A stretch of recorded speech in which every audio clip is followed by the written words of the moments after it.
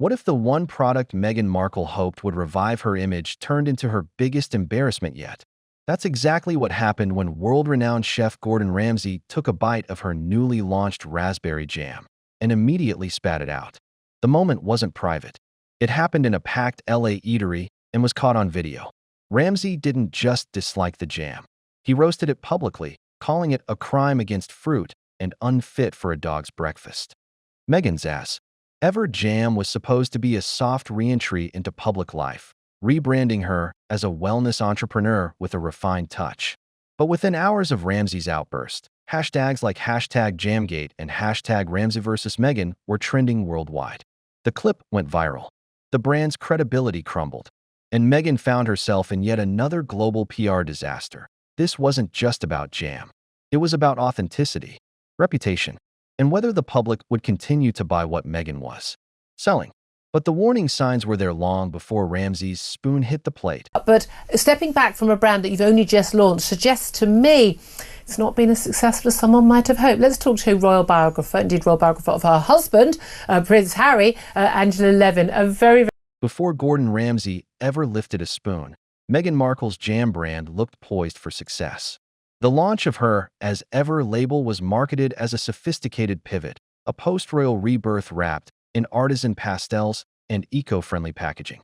It wasn't just jam. It was a statement.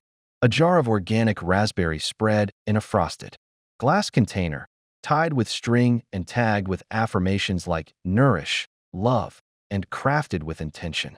At first glance, it ticked every box. Wellness-focused, female-led, sustainably sourced, the kind of branding that made Goop billions. Meghan's brand leaned hard into that aspirational energy. She wasn't selling jam, she was selling calm, an escape from chaos, a spoonful of serenity in a celebrity-endorsed glass.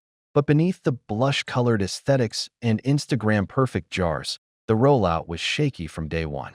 Industry insiders whispered about just how few jars were actually made. Some said as few as 10 were produced for the soft launch, given exclusively to friends and influencers. It wasn't a product release. It was a curated photo op. The scarcity wasn't by accident. It was the marketing plan. Creating artificial demand, a common tactic in the luxury goods space, was supposed to build hype and mystique. The idea was simple. If you couldn't buy it, you'd want it more. But the scarcity didn't lead to buzz. It led to skepticism. People started asking, was this a real product? Or just another one of Meghan's launch-and-bail lifestyle plays? Whispers started circulating that the jam wasn't even Meghan's recipe, that the product was white-labeled, pre-made by a boutique jam company, and simply rebranded with Meghan's touch. No kitchen shots, no development process, no behind-the-scenes of Meghan picking fruit or crafting the blend. Just pristine jars arriving out of nowhere, beautifully styled for press photos. It didn't help that Meghan's own statements about the brand were vague. She spoke in poetic generalities about nourishment, about storytelling, about rediscovering flavor. But when asked specifics about ingredients or preparation methods, there were no details. It was all brand speak and no substance. That lack of authenticity is what caught the attention of real chefs, professionals who spend years perfecting flavor, balance, texture. They saw a mismatch, glossy presentation paired with silence on the fundamentals. What farm were the raspberries from? What made this jam different? No answers, but the product rolled on. With no real website, no sales link, no press tour, just curated social media drops and a subtle whisper campaign that positioned it as an elite pantry essential. Meghan's camp even hinted that early tastings were wildly successful, though no public reviews existed. For all the talk, nobody had actually tasted the jam.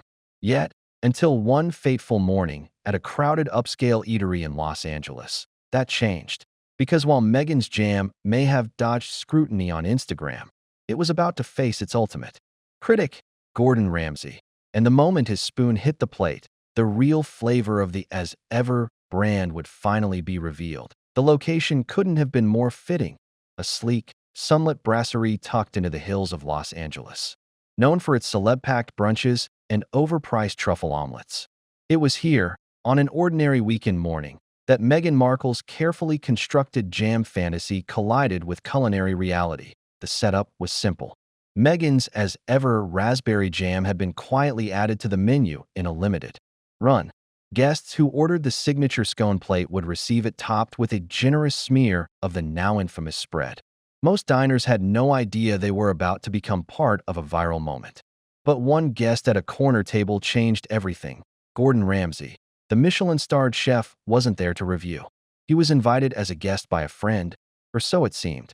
But whether planned or purely accidental, the moment he bit into the jam-covered scone became the stuff of social media legend. Eyewitnesses say it happened fast. Ramsay took a single bite, paused, and immediately pushed the plate away. The room fell silent. He didn't swallow. He wiped his mouth, stood up slightly from his seat, and muttered words that have since echoed across the internet. This isn't food. It's a crime against fruit. What followed was, according to one diner, an eruption. Ramsay wasn't yelling, but he wasn't subtle. He criticized the texture as slimy, the flavor as chemically sweet, and the presentation as pretentious nonsense. His voice, recognizable even in a whisper, carried through the room like a warning siren. Waiters froze. A manager appeared, and phones began to discreetly rise above white tablecloths. He spat it out. One guest whispered on TikTok. Didn't even try to be polite about it. But Ramsay wasn't done. He reportedly added, "This tastes like someone tried to bottle Instagram likes." The line, brutal and perfectly on-brand for Ramsay, hit harder than any food critic's review could at a nearby table. A young influencer who had just tagged the jam in her Instagram story quietly deleted the post. Others pushed their plates away without saying a word. One man flagged the waiter and asked for his plate to be replaced with literally anything else. He said by the time the restaurant manager arrived, the damage was done.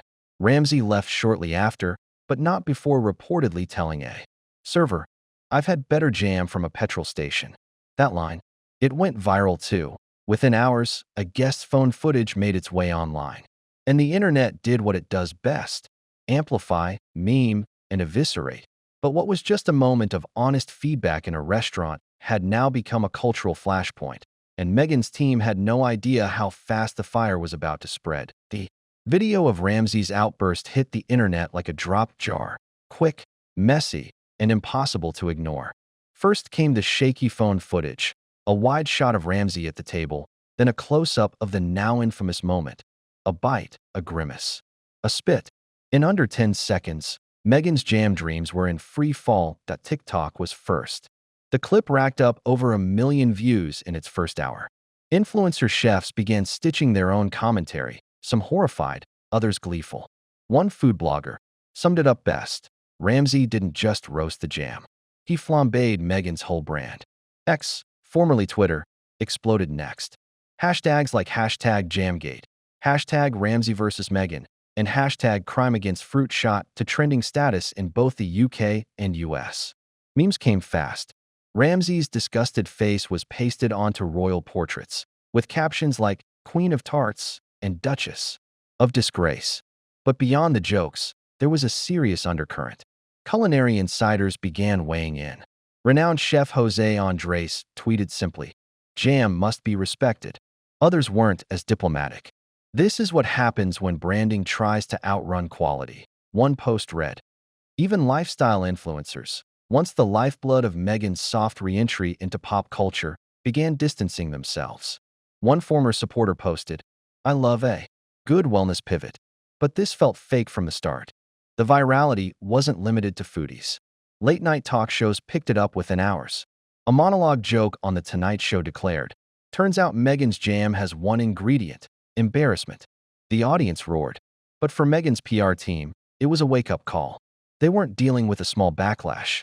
This was a reputational wildfire, and the longer they stayed silent, the hotter it burned. Meghan's usual defenders were noticeably quiet. No heartfelt Instagram post. No curated apology video. Just radio silence. And for the internet, silence was an answer. Because in the court of public opinion, if you don't deny it, you've basically confessed. The question now wasn't whether Meghan's jam had flopped.